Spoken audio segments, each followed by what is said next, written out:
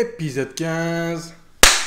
Action! Qu'est-ce qu'un dividende? Non, n'ayez pas honte de vous poser la question. Ce n'est pas du tout une question bête. Il existe de nombreuses idées reçues à ce sujet et c'est bien légitime que vous vous posiez la question. Entre les politiques qui tapent sur les actionnaires et leurs honteux dividendes et les youtubeurs qui vous expliquent que vous allez être rentier, quitter votre boulot alimentaire pour en vivre, on se demande mais qui c'est? Alors aujourd'hui, je vous explique ce qu'est un dividende, comment ça fonctionne et est-ce que ça vaut le coup. Ça vous intéresse? Je m'en doutais. Allez, parlons fric.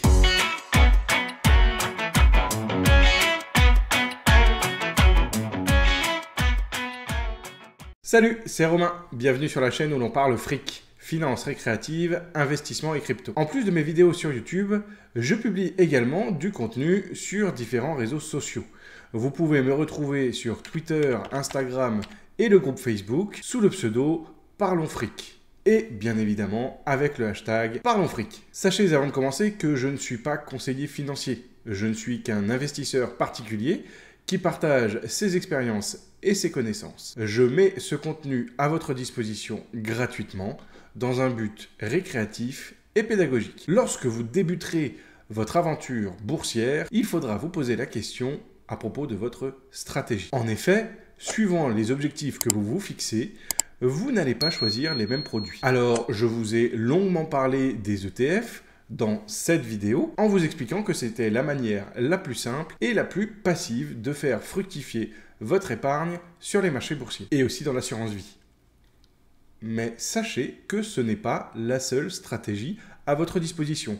Vous pouvez également viser un cash flow à travers des actions versant des dividendes. Le but de la stratégie axée sur les actions à dividendes, c'est de générer une rente en détachant régulièrement une partie de votre capital. Dans cette vidéo, je vous expliquerai donc ce qu'est un dividende, comment ça fonctionne, quel rendement peut-on en attendre, et enfin, quels sont les avantages et les inconvénients de miser sur ces produits. Commençons avec la définition. Pour comprendre ce qu'est un dividende, vous devez déjà comprendre ce qu'est une action. Si vous avez loupé mon épisode sur les bases de la bourse, je vous le mets en fiche juste ici. Tout commence en devenant actionnaire, c'est-à-dire en achetant une action. Acheter une action d'une entreprise, c'est acheter une infime partie de propriété de cette dernière, un peu comme une copropriété. En achetant des actions cotées sur une place boursière, vous pouvez prétendre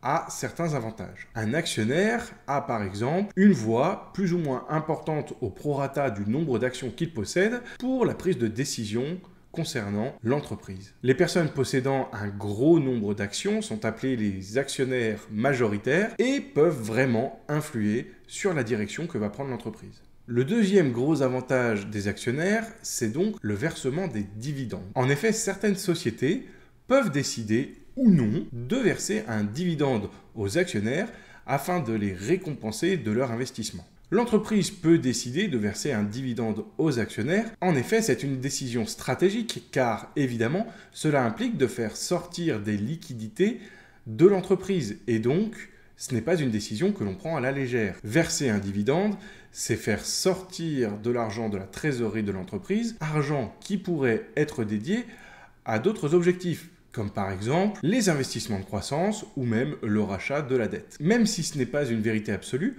on aura tendance à dire que les entreprises qui versent un dividende sont des entreprises matures. Pourquoi? Eh bien en fait c'est très simple. Si l'on compare deux entreprises, par exemple Google qui n'a jamais versé le moindre centime de dividende et Coca-Cola qui en verse depuis des décennies. Alors on illustre parfaitement ce schéma. Google est une entreprise en pleine croissance.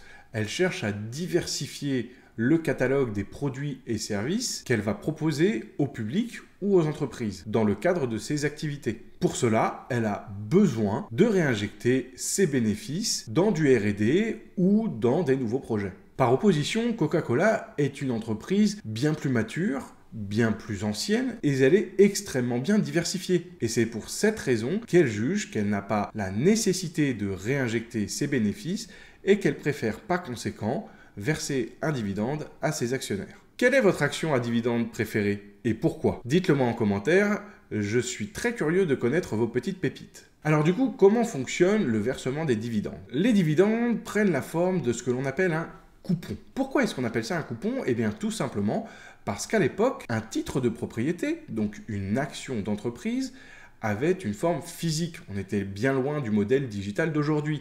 Et donc c'était une feuille de papier dont la partie inférieure était divisée en petits coupons à découper.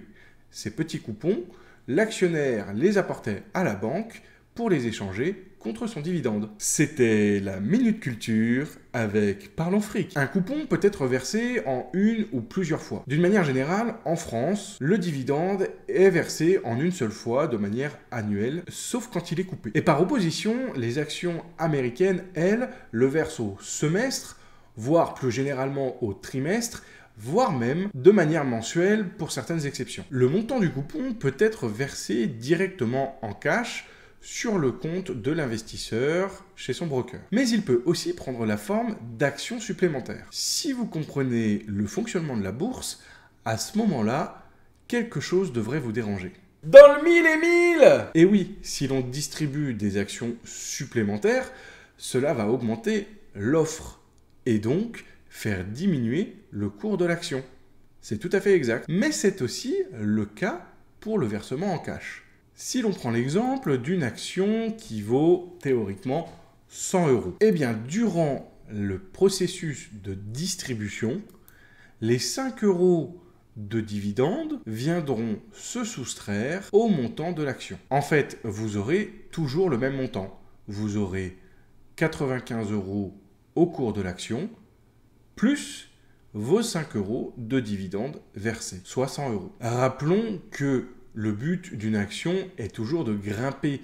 Donc, l'évolution théorique montante du cours de l'action devrait combler le déficit créé par le versement du dividende. En fait, le dividende ne vous fait pas gagner d'argent. Et ça, c'est une notion très importante.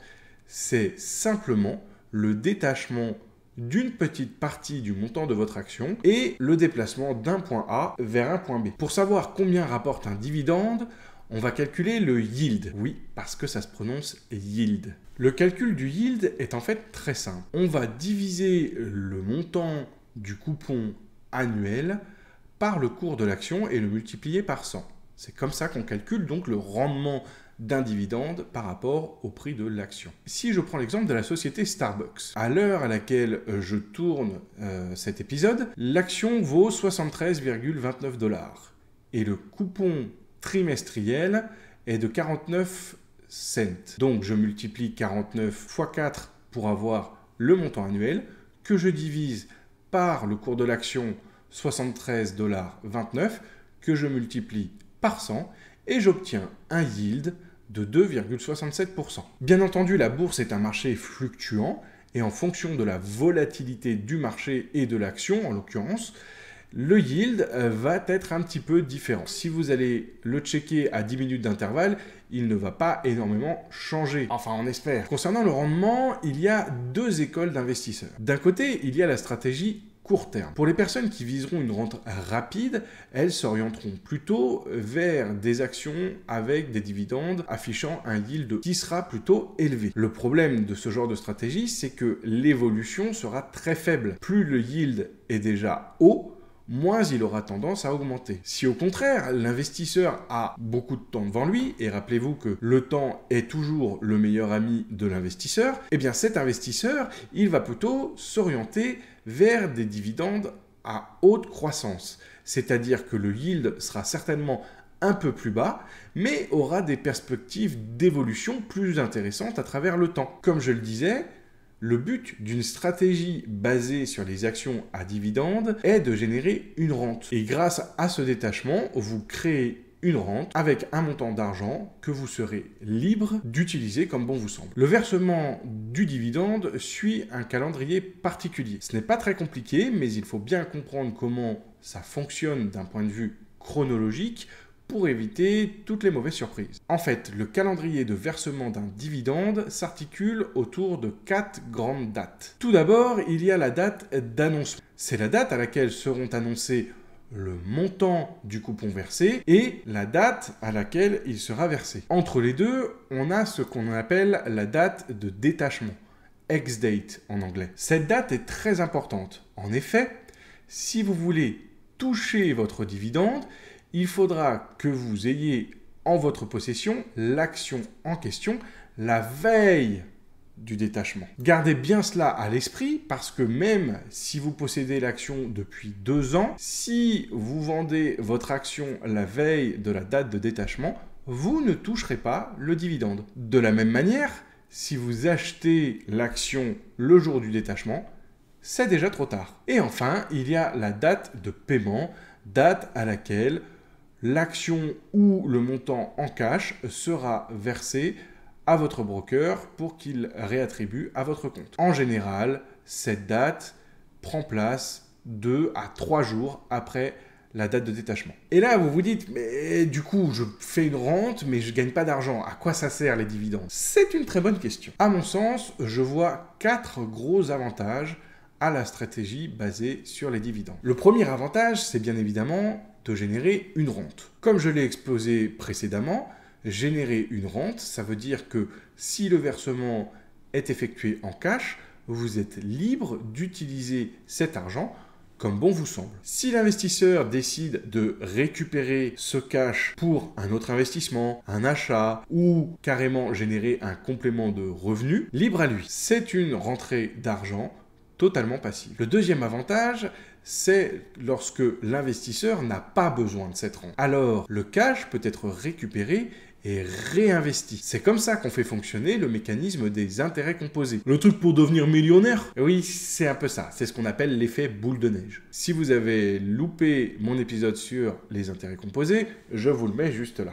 Le troisième avantage, c'est la faible volatilité des actions. Alors, tout le monde n'est pas d'accord sur ce point, mais force est de constater qu'en général, les entreprises versant un dividende sont des entreprises plus anciennes, donc plus matures et moins assujetties aux secousses des facteurs externes. Si on essaye de les comparer avec des actions de croissance, et notamment, comme c'est le cas en ce moment, beaucoup pour les actions dites tech, on voit tout simplement qu'elles sont un peu plus stables. On n'a pas vu Coca-Cola perdre 20% en une journée d'ouverture de bourse. Pas depuis très longtemps. Et enfin, le quatrième avantage de cette stratégie, c'est le fait de pouvoir bénéficier d'un double levier. En effet, les actions à dividendes, comme les actions tout court, auront tendance à progresser sur le temps, du moins à long terme. Ce qui viendra donc combler le déficit du détachement du dividende, mais aussi apporter une progression sur plusieurs années. Si je continue à prendre pour exemple l'action Coca-Cola, on voit bien qu'elle évolue toujours à travers le temps,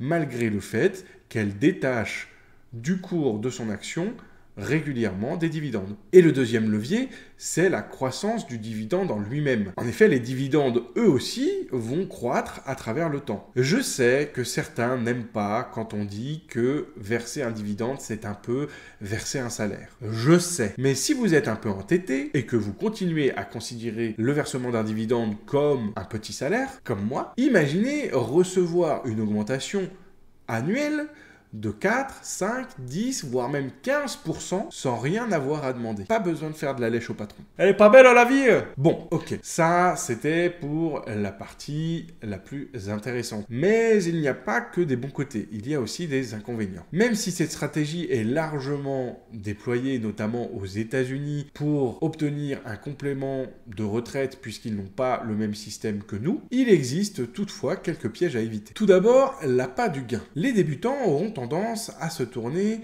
vers des actions proposant des dividendes à haut rendement, avec un yield très élevé. C'est tout à fait légitime. Mais rappelez-vous ce que j'essaie de vous faire comprendre depuis le début de la création de cette chaîne, le rendement, c'est le salaire de la peur. Méfiez-vous des actions à haut rendement. Ça cache peut-être quelque chose. Certaines entreprises vont essayer de jouer avec le rendement de leurs dividendes pour attirer des investisseurs avides de profits rapides et qui ne porteront pas ou peu d'intérêt aux fondamentaux. En clair, ça veut dire que l'entreprise peut essayer de cacher des problèmes financiers en attirant de nouveaux investisseurs qui, eux, ne feront pas le travail de recherche en amont. Pire, ces sociétés vont peut-être prendre des risques inconsidérés pour augmenter le dividende et attirer toujours plus de nouveaux investisseurs. Imaginez une entreprise qui n'a pas les moyens de verser un dividende et qui va contracter un prêt pour le faire. Si l'entreprise est déjà en mauvaise posture, contracter un prêt par-dessus tout cela, c'est pas bon signe. Mais alors, pas du tout. Prudence donc lorsque vous verrez des entreprises qui verseront un dividende au-dessus de 8 ou 10%.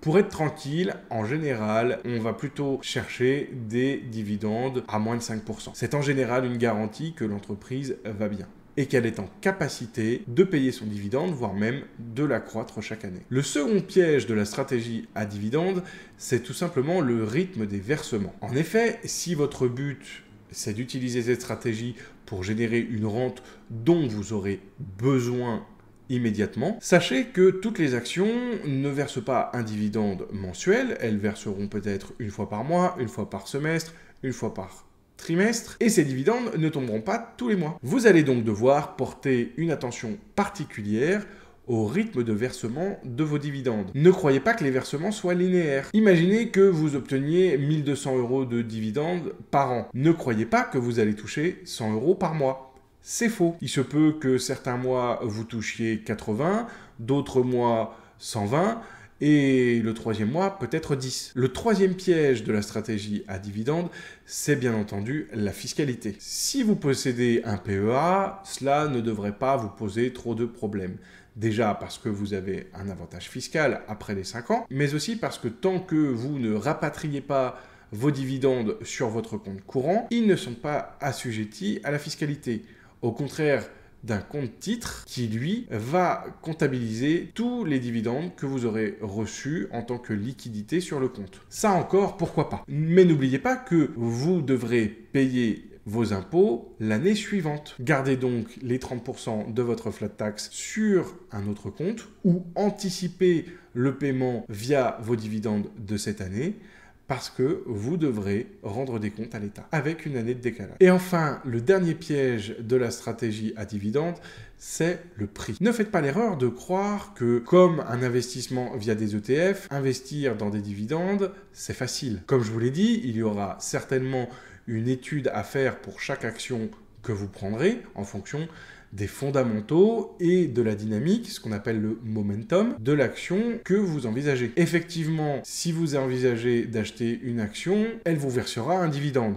Seulement, en fonction de la volatilité de l'action, le rendement ne sera pas le même. Il faut aussi penser à la performance parce que le rendement d'une action que vous achèterez à 100 € ne sera pas le même rendement si vous l'achetez à 105 ou 110. Il faut donc faire attention au prix auquel vous achetez vos actions parce que sur le long terme, cela peut avoir un immense impact sur votre performance. Le prix de revient unitaire est extrêmement important. Si vous souhaitez toujours investir sur les actions à dividendes, ou en bourse d'une manière générale, je vous conseille le broker Trade Republic. Trade Republic est un acteur majeur européen qui vous permet d'investir sans frais grâce au plan d'épargne programmé. De plus, grâce aux fonctionnalités de fraction d'action, vous pourrez investir à partir de seulement 1 €. Je vous mets mon lien de parrainage en description et grâce à celui-ci, vous obtiendrez une action pouvant valoir jusqu'à 200 €. Voilà, j'ai fait le tour sur la stratégie d'investissement dans les actions à dividendes. J'ai essayé de vous donner un aperçu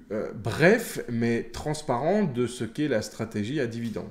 C'est d'ailleurs la stratégie que j'ai moi-même choisie. Je n'ai pas besoin de cette rente tout de suite, mais peut-être que dans quelques années, je serai bien content de la trouver pour payer les études de mes enfants et plus tard en complément de ma retraite. Durant vos recherches complémentaires, vous trouverez forcément des gens qui sont pro-dividendes et d'autres qui ne peuvent pas les voir en pâture. Gardez encore une fois à l'esprit que c'est votre argent, votre décision, et que vous devez définir si cette stratégie correspond à vos objectifs. Voilà, c'est terminé pour aujourd'hui. J'espère que vous avez, comme d'habitude, appris un certain nombre de choses en ma compagnie.